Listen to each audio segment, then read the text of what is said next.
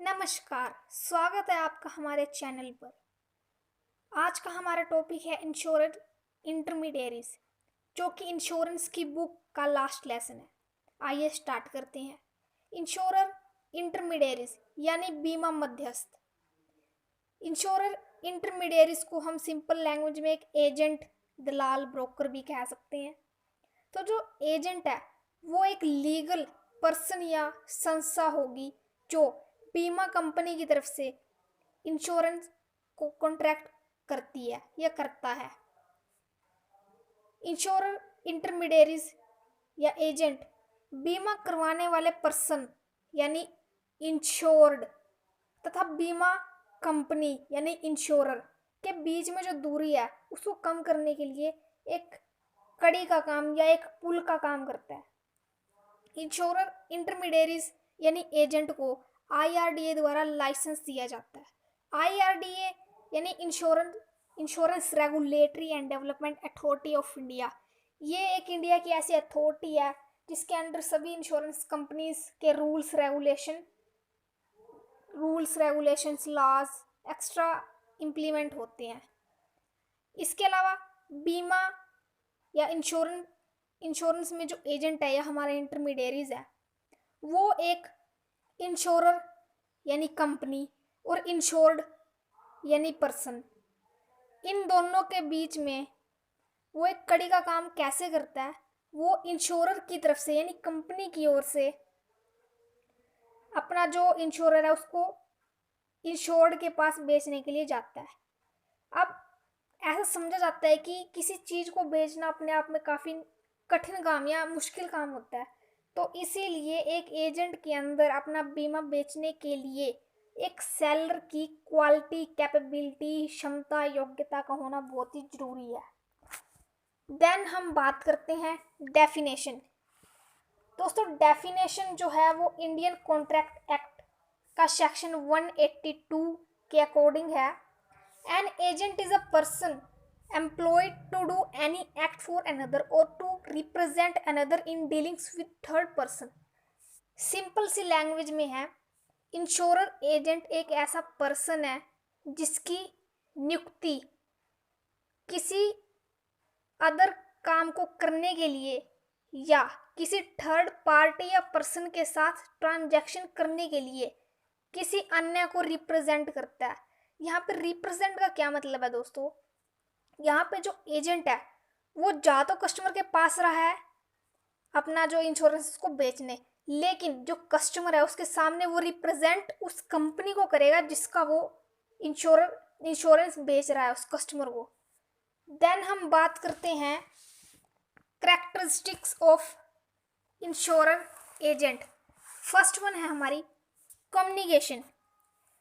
दोस्तों, जो एजेंट है वो एक ऐसा व्यक्ति है जो इंश्योर्ड और इंश्योरर के बीच में एक कम्युनिकेशन करने का एक वे होता है। देन सेकंड है हमारा ऑथोराइज्ड पर्सन। जैसा कि मैं पहले बता चुका हूँ कि जो इंश्योरेंस इंटरमीडियरीज है उसको एक लाइसेंस मिलता है जो IRDA के द्वारा ऑथोराइज्ड होता है। तो हर एक इंश्योरर इंटरमीडियरीज ऑथोराइज्ड पर्सन होगा, यानी उसके पास लाइसेंस का होना जरूरी है। देन थर्ड है search and motivation.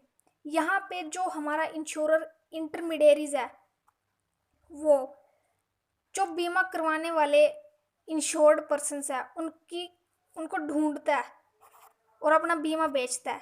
Then motivate यानी कि वो बीमा करवाने के लिए अपने इंश्योर्ड को मोटिवेट भी करता है कि आप बीमा करवा लो, आपको ये क्वालिटीज़, फीचर्स मिलेंगे। देन हमारा एडिशनल वर्क। जो हमारा इंश्योरर इंटरमीडियरीज है उसको सिर्फ बीमा बेचना ही उसका एक इकलौता काम नहीं होता, बल्कि पॉलिसीज को जारी करना, उसको रीन्यू करना एक्स्ट्रा भी उसका काम होता है। देन है लाइसेंस। वही फिर से घुमा के पॉइंट आया है दोस्तों ये कि जो हमारा इंश्योरेंस इंटरमीडियरीज है उसके पास लाइसेंस का होना बहुत ही आवश्यक है। देन है रेम्यूनरेशन।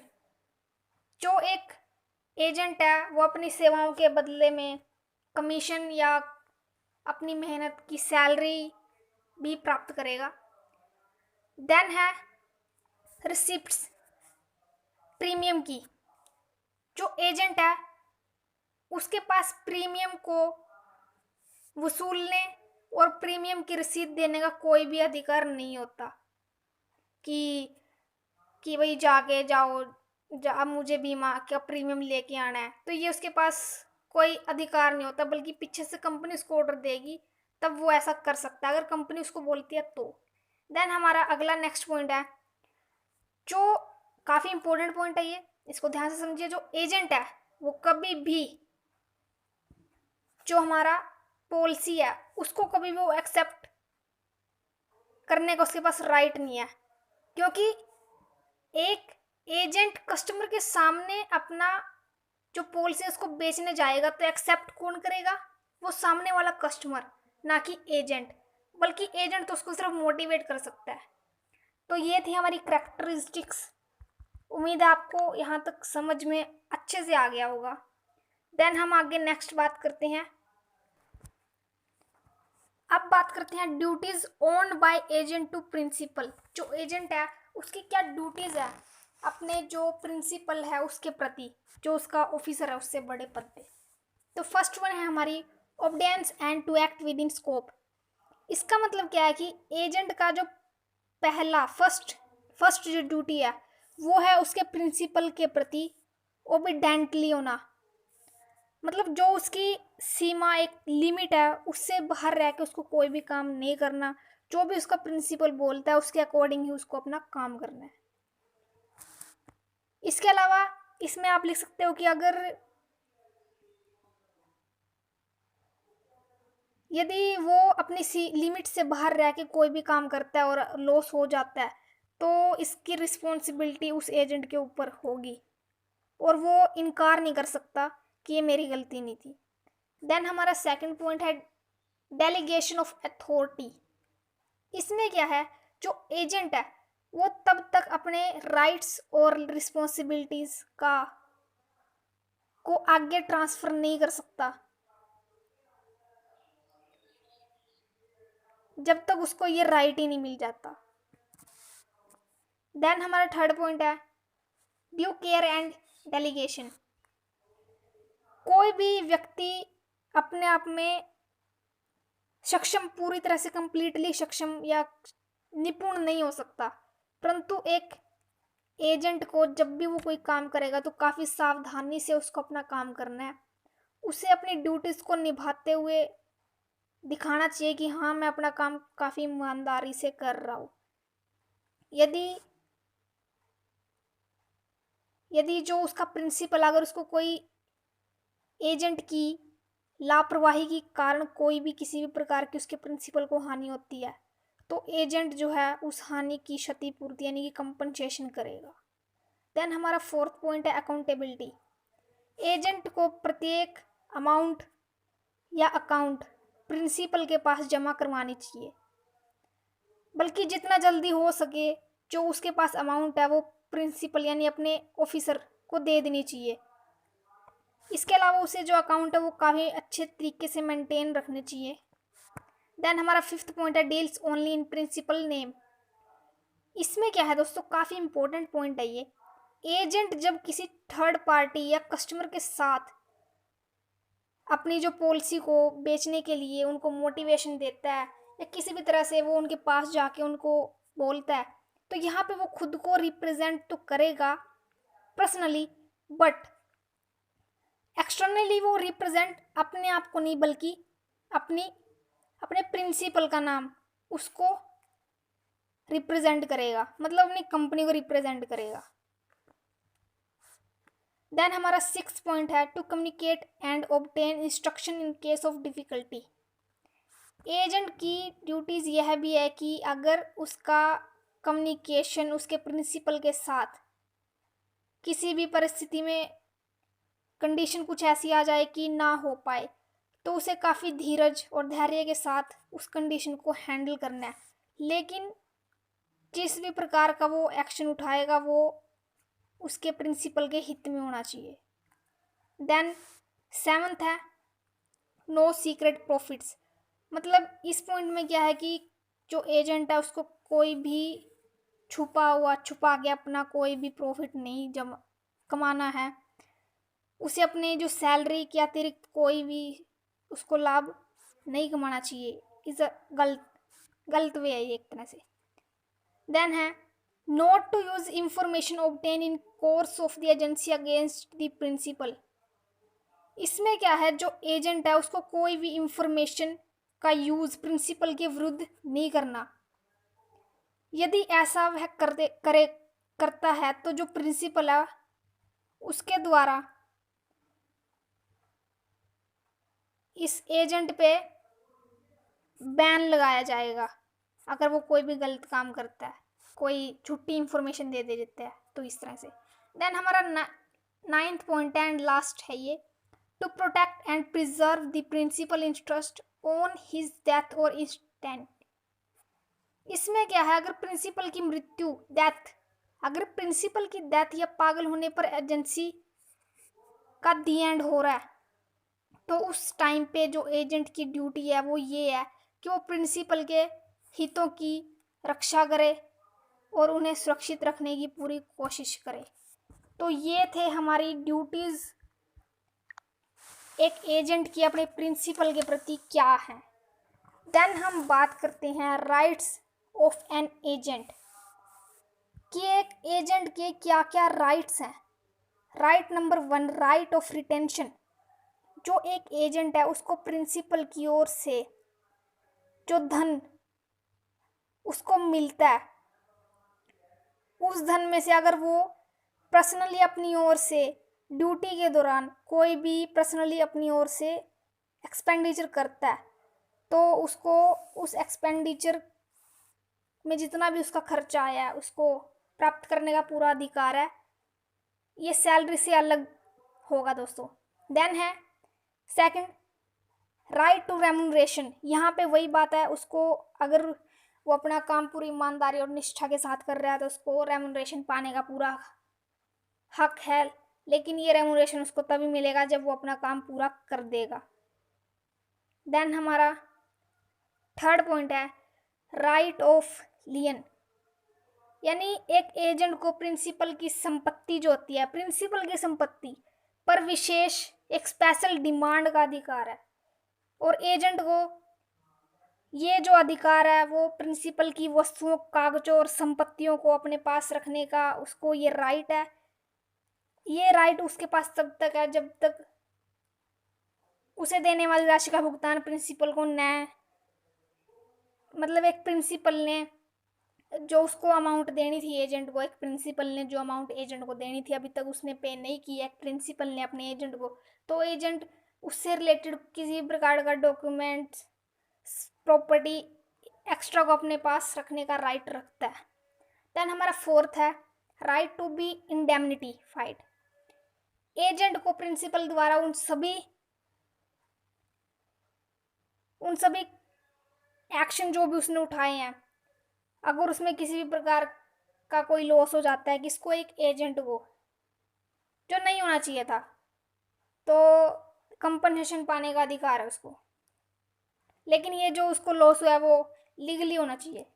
देन हमारा 5th and next last point है राइट टू कंपनसेशन। इसमें भी वही बात है, घुमा के पॉइंट बना रखा है। यदि प्रिंसिपल की, यहाँ पे थोड़ी मेन बात है, यदि प्रिंसिपल की लापरवाही के कारण एजेंट को कोई चोट लग जाती है तो उसे प्रिंसिपल द्वारा मुआवजा, कंपनसेशन पाने का अधिकार होगा। उम्मीद है आपको यहाँ तक काफ़ी अच्छे से समझ आ गया होगा। अब बात करते हैं procedure for becoming an agent कि एक एजेंट अगर बनना चाहते हो तो क्या क्या उसके स्टेप्स होंगे। तो इंश्योरेंस एक्ट 1938 का सेक्शन 42 वो एक एजेंट के लाइसेंस के लिए लागू होती है ये धारा। देन इंडिया में RIRDA द्वारा लाइसेंस जो है इशू किए जाते हैं। तो जो प्रोसेस है क्या अपनाई जाती है वो देखते हैं दोस्तों। फर्स्ट स्टेप है सेटिस्फाई दी प्री रिक्विजिट्स। एक व्यक्ति जो एक एजेंट बनना चाहता है उसे सबसे पहले कुछ प्री रिक्विजिट्स को पूरा करना पड़ेगा। और वो क्या है, वो है नंबर 1 जो एजेंट बनना चाहता है वो व्यक्ति, वो एक मैच्योर व्यक्ति होना चाहिए, मतलब उसकी जो एज है वो 18 वर्ष की तो होनी ही चाहिए, इससे ऊपर चलेगी। देन उसका जो दिमाग है वो कंप्लीटली हेल्थी होना चाहिए, स्वस्थ होना चाहिए। देन थर्ड है, जिस एरिया की पॉपुलेशन 5000 या इससे अधिक है वहाँ पर उसे कक्षा, उसकी जो क्लास है वो 12वीं पास होनी चाहिए।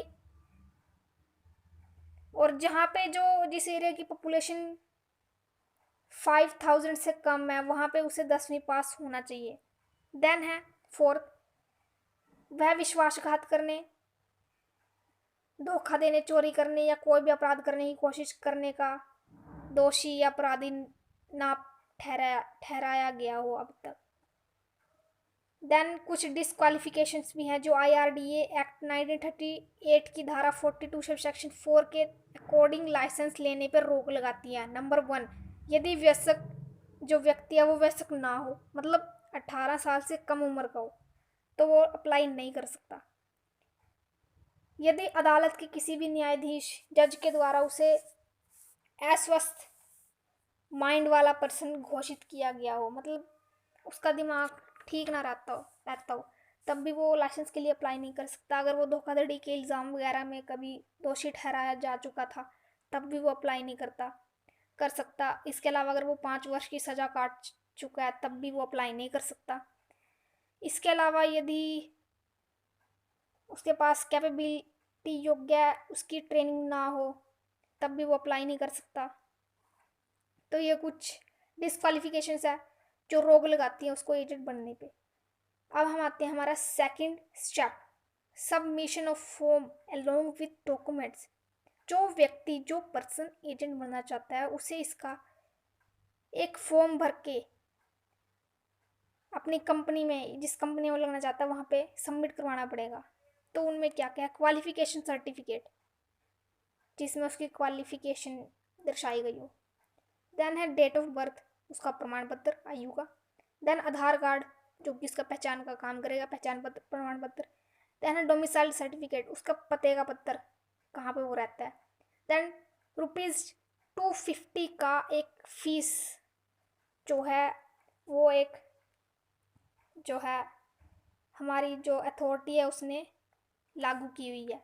तो इसके साथ वो इन सभी डॉक्यूमेंट्स के साथ अपना जो फॉर्म है उसको सबमिट करेगा। देन हमारा थर्ड स्टेप है ट्रेनिंग।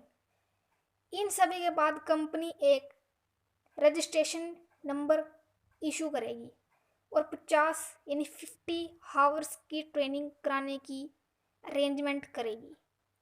पर्सन को टोटली ₹350 फीस के तौर पे जमा करवानी है।